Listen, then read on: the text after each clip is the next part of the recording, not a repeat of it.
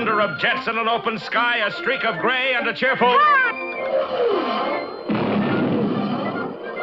A loop, a whirl, and a vertical climb, and once again you'll know it's time for the adventures of Rocky and Bullwinkle and friends. Starring that supersonic speedster, Rocket J. Squirrel, with his pal Bullwinkle the Moose, and a host of others. Hurry, Bullwinkle! The show's about to start! I'm coming as fast as I can. Wave to the people! Yay! Now what are you doing? Signing autographs. Let's see. John Smith. But your name is Bullwinkle. I know, but that's hard to spell.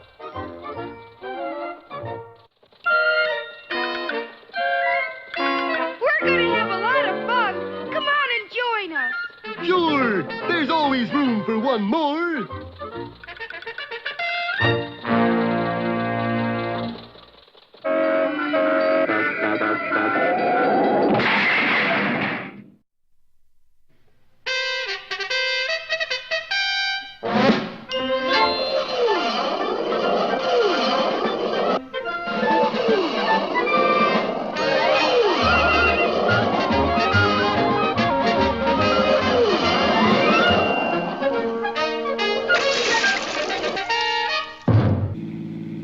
Well, our heroes have been tricked into making a detour on their way to Mount Flatton to find Bullwinkle's mine. Their nemesis is, who else, that fiend in human form, Boris Badenov. Ah, but remember, a fiend in need is a fiend indeed. Now Rocky and Bullwinkle are bouncing along through a top-secret military reservation. Sure, a lot of billboards on this road. I can't see the view. Suddenly, Rocky came to a dreadful conclusion. Bullwinkle, we're in the middle of a minefield. Hot diggy! We better stop. Yeah, let's start digging. No, Bullwinkle, I mean landmines. You were expecting water mines? Oh, that's a good one. Water... Boy, they got pretty noisy dirt in these parts. I've been trying to tell you, a landmine is kind of an underground bomb. Oh. And we're surrounded by them. Then I guess I won't need the old shovel. Oh boy, 2 explosions. That should do the dirty trick. Well, cheerio. I'm off to Mount Flatton. We're off, darling. What you are doing here, sweetheart? Keeping you from stealing Moose's mine all for yourself, darling. Who, me? Honey, pumpkin. Would I double-crossing on partner? You tell me. Yes, I would. Okay. And the two villains zoomed off to jump Bullwinkle's claim to his Uncle Dewlap's mine. But are you sure Moose and Squirrel won't bother us? I send them into minefield, Natasha. Listen. Beautiful music. Dangerous landmines. Which way now, Rock? Gee, I don't know, Bullwinkle. Then let's toss a coin. Okay, heads we go north, tails we go south. Looks more like we go west. But Rocky and Bullwinkle weren't the only ones worried about their plight, for all over the area, people were listening to the explosions. What do you figure it is, Slim? Thunder, reckon. Thunder? But it ain't rained here in 40 years. Yep.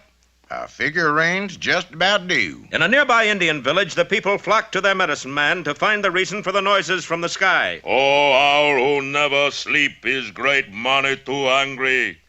Ugh, maybe, but more likely as a shockwave produced by an aircraft at a velocity greater than that of sound. I dig 'em.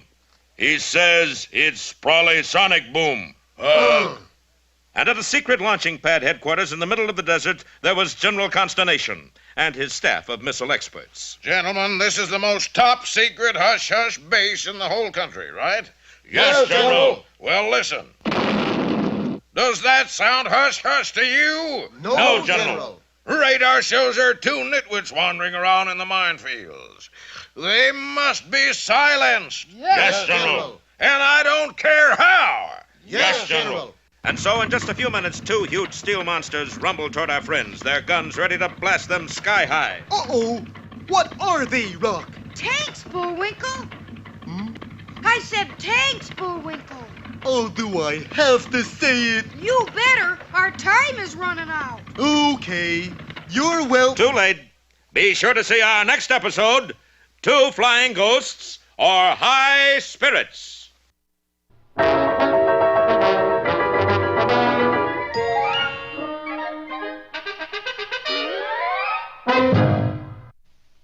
now it's time for... Time for the dancing fool, Bullwinkle. Again? Do-do-do-do-do-do-do-do. And now for one of our special fairy tales. Yeah.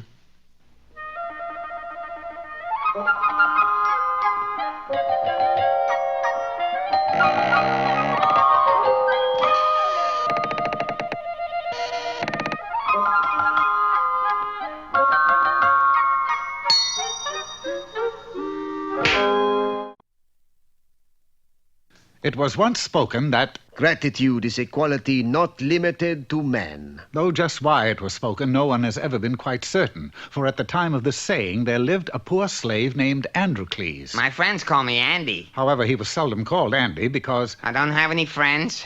Androcles was owned by a wealthy merchant who treated him cruelly and forced him to work very hard. From morning till night, he did the cooking, made the bed, scrubbed the floors, and mended his master's torn togas. And for the tiniest little mistake, he was punished severely.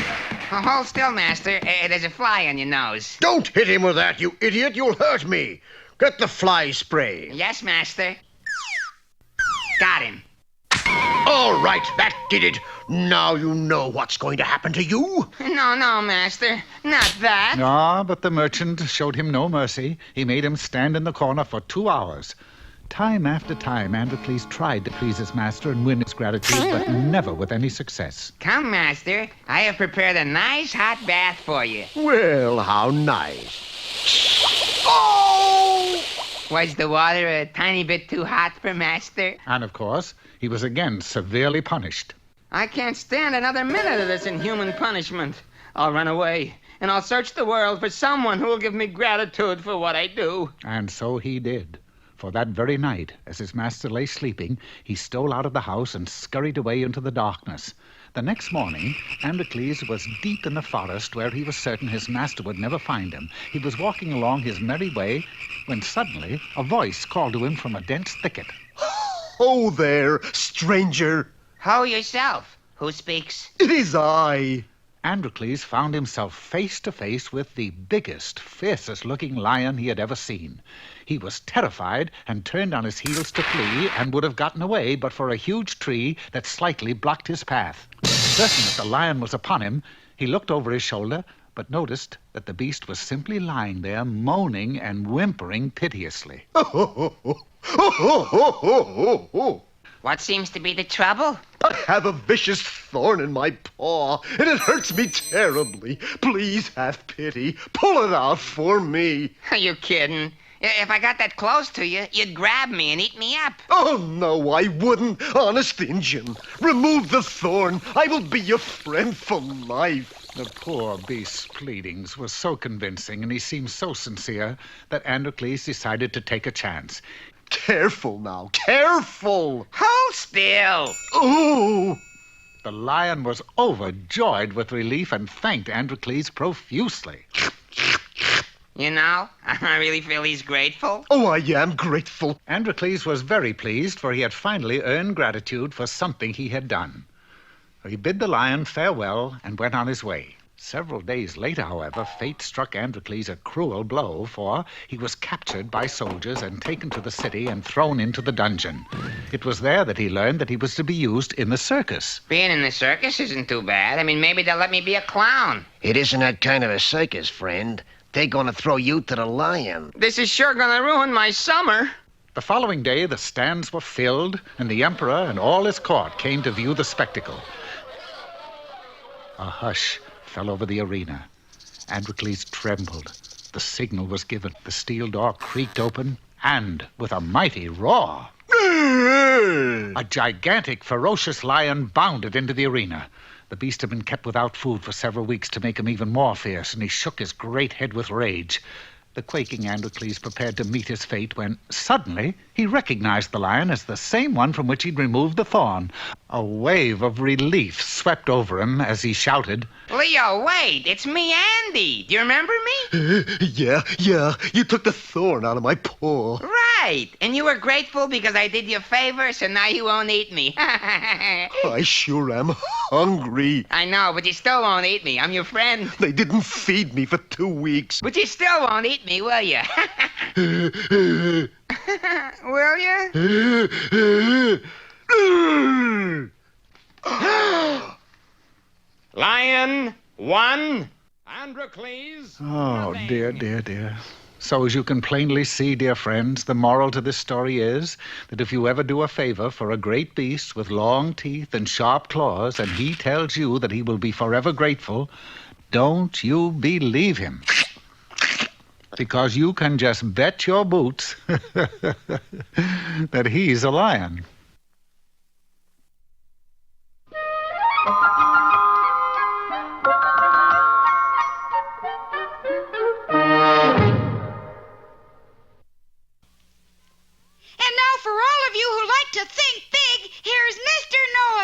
Hello, you big thinkers, you. Today's lecture is entitled, Falling Asleep on the Job Can Lead to a Rude Awakening, or Don't Be a Somnambulist Chaser. Let us suppose first that you are an admiral in the army doing sentry duty. The condition is red, and so are your eyeballs from lack of sleep. Falling asleep here would mean you'd lose your good conduct ribbon. The best way to stay awake is rush inside the nearest shack and light a cigarette. Preferably a candy cigarette. Next, we shall take a situation often faced by test pilots. You find yourself in the latest model, with your speedometer reading half full. You are ready to go into a screaming dive. After you land, right now it is your job to break the sound barrier, or at least bend it a little. You turn on your radio and contact the tower. This is Red Letter Day, calling disabled Baker Charlie. Mayday, over. You discover to your disgust that disabled Baker Charlie has gone into a screaming dive to wait for you. Anxious to get this over with, you throw the ship into a screaming dive. Hiya, fellas. Now I ask you, who could sleep in here? Thank you, Mr. Know-It-All, for showing us how to stay awake.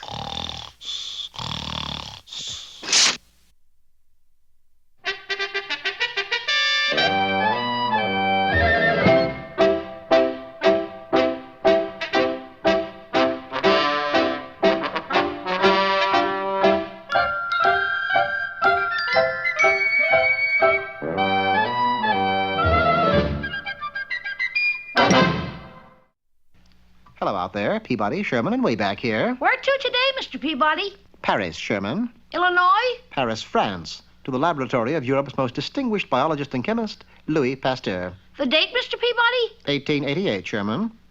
No sooner was the Wayback Machine set into motion than Sherman and I were catapulted back into history. We joined Louis Pasteur in an unusual experiment. Please, Fifi, come down and give me 1 quart of milk. A pint.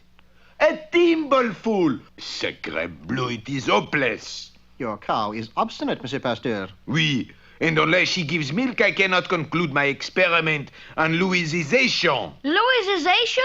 That is what I call my process. Why not call it pasteurization? Ah, that's not bad. Very well. Pasteurization. Why won't Fifi give milk, Mr. Pasteur? Well, for one thing, she does not think she is a cow. Same move for the gentleman, Fifi. Fifi sounds like a rooster. Not only sounds, I found these in her stall this morning. Eggs. Pure, unadulterated eggs. There's more here than meets the cow, Monsieur Pasteur. Just then, the door opened. Monsieur Pasteur? Oui? I am the director of the Faculty of Sciences.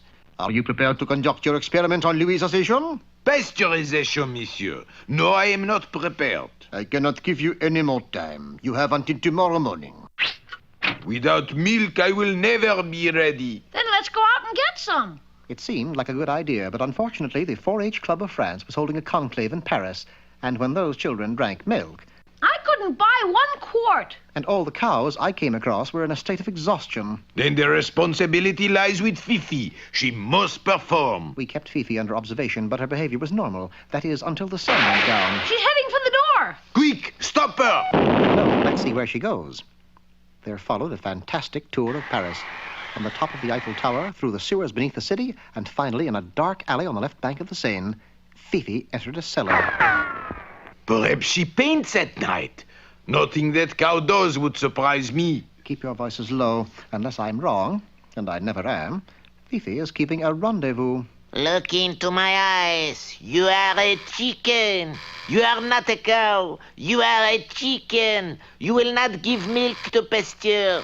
You may lay an egg or two, but you will not give milk. That man is hypnotizing Fifi. It is my stepbrother, Gaston. He is in showbiz. A hypnotist? The greatest, monsieur. But why is he doing this? Does he hate milk? You will return to Pasteur's laboratory as though you had never been away. But you will not give milk. Oh, yes, she will. Louis! Your scheme won't work, Gaston. What scheme, monsieur? This cow wandered in and... Enough! Obviously, you were jealous of Pasteur's success as a biologist. You knew of his experiments on pasteurization. Louisization. No, we changed that. So you figured if he couldn't get milk, his experiment would fail. I don't know who you are, monsieur, but you are right.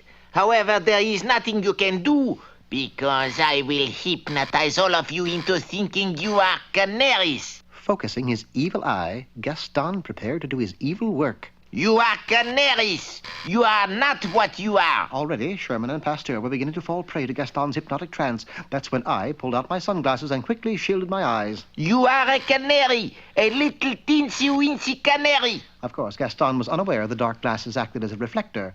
His trance simply bounced back where it came from. A canary, a little canary who...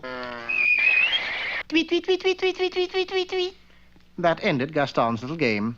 He was given some seed and placed in a cell. Freed from Gaston's power, Fifi made up for lost time by furnishing Pasteur with enough milk to last a month. Relieved, the master chemist returned to his experiment, as Sherman and I prepared to return home. What a great man Mr. Pasteur was. Yes, Sherman. He gave us a wonderful salad. Salad, Mr. Peabody? Those shrimps on that plate, Sherman. Haven't you ever heard of Shrimp Louis?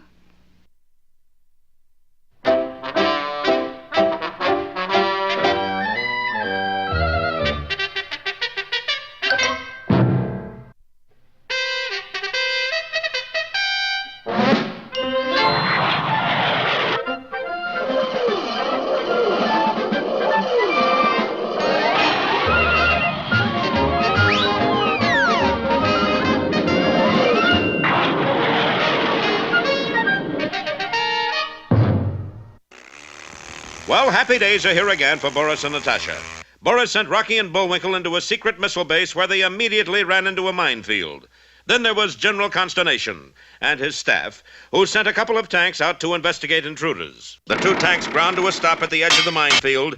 Then suddenly a loudspeaker blared. This is Major Hardrock of the Intruder Disposal Corps. You are to leave this area immediately. But we can't. We're surrounded by landmines. Yeah, and they go off real easy, too. Why, if we was to just step over there... See what I mean? Very well. This means we must use the Intruder Disposal Unit M3. What do you suppose that M3 unit is, Bullwinkle? I don't know, but I don't like the sound of that word disposal. Then the turrets of the tanks slowly opened. Hokey smoke, Bullwinkle, look at that. I didn't think I'd like it. Yes, an enormous mechanical hand emerged from the tank and firmly clutched our heroes in its iron grip. Now what do you suppose happens? The boys soon found out, for at that moment a huge mechanical foot also made its appearance. Now I know what they mean by disposal. Fire two! And our heroes went sailing through the air. Meanwhile, out on the highway, Boris and Natasha sped along on their motorcycle. Won't be long, Natasha. We'll be at Mount Flatten. You sure Moose and Squirrel won't show up unexpectedly? I'm absolutely positive. By now they've been blown into itsy little bits. They're goners, kaput, all finished. Then who is that we just passed? Ghosts! Must have been ghosts. Hitchhiking? And Boris quickly pulled the motorcycle to a halt. What are you going to do now, Boris? You couldn't guess, Natasha? Me, world's #1 villain, cold-blooded, nerves of steel? What would I do? What? I cry like baby. Boris. And while Boris tried to drain the tears out of his goggles, Rocky and Bullwinkle were still trying to hitch a ride to Mount Flatten. Hey, how about it? can you give us a... Gee, we could be stranded here from now on, Bullwinkle. Well, I'll stop the next car, Rock. How? I'll just lie down here in the road is what. Hey, that's dangerous. Tut, tut, Rocket. Who in the world would ever run over somebody laying in the middle of the road? Well, now we know who. But it seemed the driver of that large limousine had seen Bullwinkle, for the car stopped and began to back up. Looks like he's coming back for another crack at you, Bullwinkle. Now that is going a little too far. Hey, he's stopping. I told you it'd work. Gee, this is awful nice of you, Mr. He's probably shy, Rocky. Let's just get in. Our heroes did get into the limousine, and it started off down the road. It's a little warm in here, Bullwinkle. Let's roll down a window. Okay, Rock. Hey, that's funny. What? There's no window cranks. No door handles either.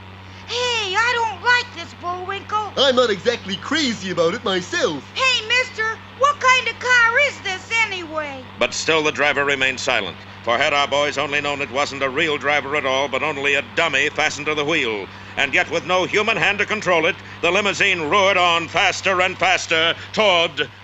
what? We'll find out next time in Crash Drive or Oedipus Rex.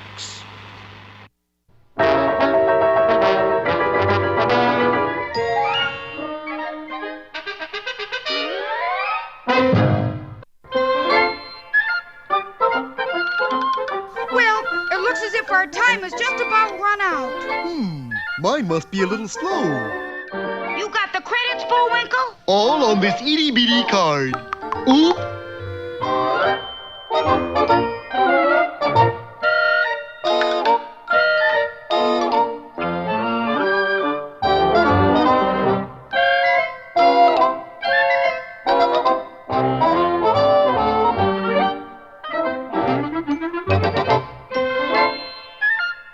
We're late again, Bullwinkle. Right. Bye now. See you next time.